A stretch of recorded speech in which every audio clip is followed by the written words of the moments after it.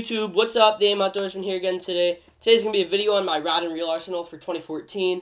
This is not going to be all the rods this whole year. I'm going to get some new ones later on. So this is for right now. So let's get right into it.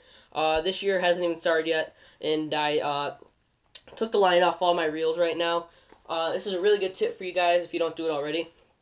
If you live somewhere where the ice comes on the lakes and ponds, like northern Illinois for me, or the northern states of the U.S., I really recommend doing this. Say it starts to freeze up in November, and you start to fish back in March, even April. Your line is going to get very old. It's going to coil up real badly, and it's going to get really bad memory on it. So if you take it off, I really recommend doing it. It's just going to be worth it in the end. And then just go back and buy some line for them. That's what I like to do. It's my personal preference, but it's a really nice thing to do, so that way you can get fresh new line for the new year. So let's get into it with my first rod here. I'm going to take it off here. It's the Powell Diesel glass rod. This is my cranking rod here. It's a really nice rod, actually. It's a $54 rod now. I bought it for $60, but it's a 7-foot glass rod. It's medium heavy action, but it's the fast action tip. This is the best, in my opinion, glass rod out there for cranking. On there I have the Shimano Corrado in 5:5:1 gear ratio. Really, really nice reel.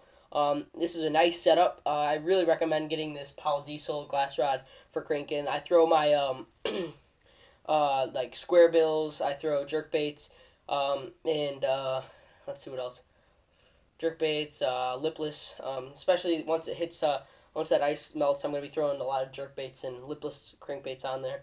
So yeah, there's that setup. I'll normally put 12-pound Seagar most of the time on there. But yeah, really nice setup. It's got the split grip, and it's really awesome.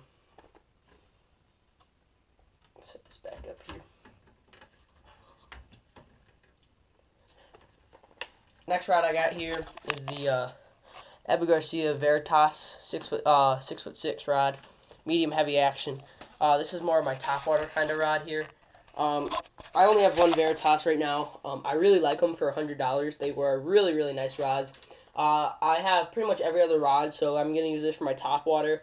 6'6" is nice because when you're twitching those top water walking dog baits and tipping your rod's gonna be going down, you don't want much bigger than the 6'6". So yeah, there's that. On there I have the Shimano Corrado in 7:1 gear ratio, because if you need to pick up that slack, because you like to fish topwater with slack, if you need to pick it up, you need a fast reel, so when they take it under, you can get that hook set on there.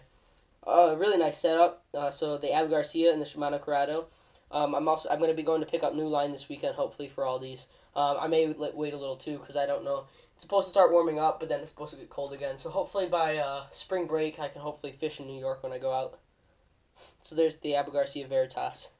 Really, really nice rod. No, Shimano Corrado. Really nice reel. Let's get that back there. I'll set it for there for right now. Next one is actually fairly new.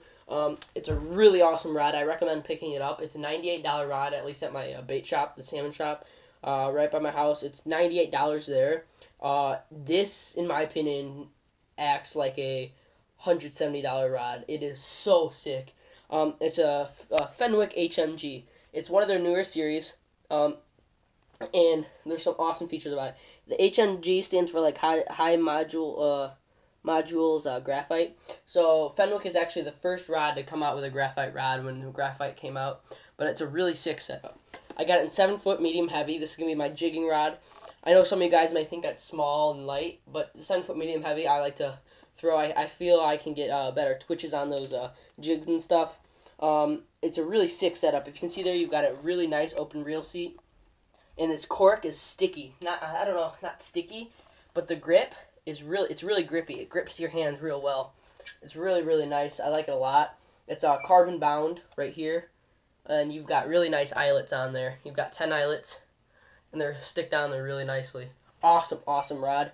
I really recommend picking them up. I haven't checked Tackle Warehouse yet, but they make it in spinning and casting, and so far I like it. On there I have the loose speed spool in a 7:1 gear ratio. It's a 10-ball bearing reel. One of the nicest reels for $100, without a doubt. I'm going to be picking up a lot of those this year for Like, I may even go with the Corrados. I'm starting to dislike them more and more once I start using the Lures. So I'm going to start taking out my old reels or like the Corrados and get some speed spools and MGs, and mostly the MGs for extra $30 really well. But there's the Fenwick HMG, my jig rod and worm rod here. Really nice. The way I'm holding them here, it's just a little Berkeley rod thing that I screw into the wall. Next setup is my best setup for sure. It is the Paw Max spinnerbait rod. It's a 7-foot medium heavy rod, and it is a very awesome rod. It is meant for spinnerbaits, if you can see there. It has the spinnerbait on there. This is a sick rod. I like it a lot. You've got the split grip cork down there, and you've got this 10 eyelets rod here. On there, I have the Lose Tournament Pro Speed Spool. It's the nicest one. Not the nicest one they have on the market, but it's the Tournament Pro. It is a $200 reel and a $170 rod.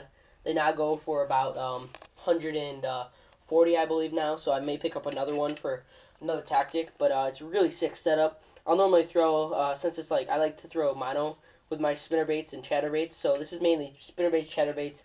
I'll even use it for my topwater buzzbaits, but I'll throw a 17-pound monofilament on there normally, Stren, just because it's cheap.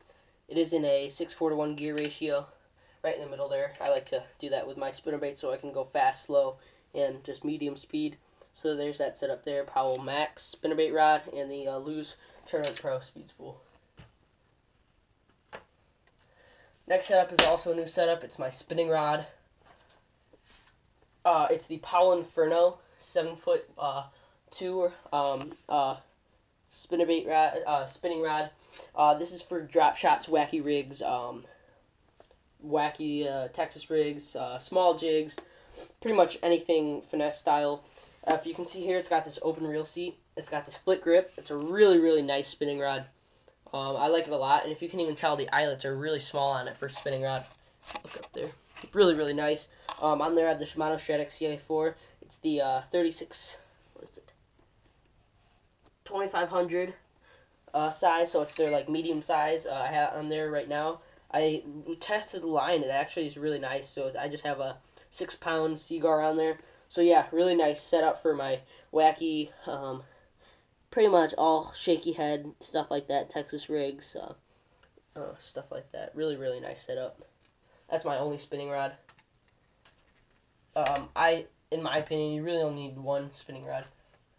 Here I've got my Swimbait rod.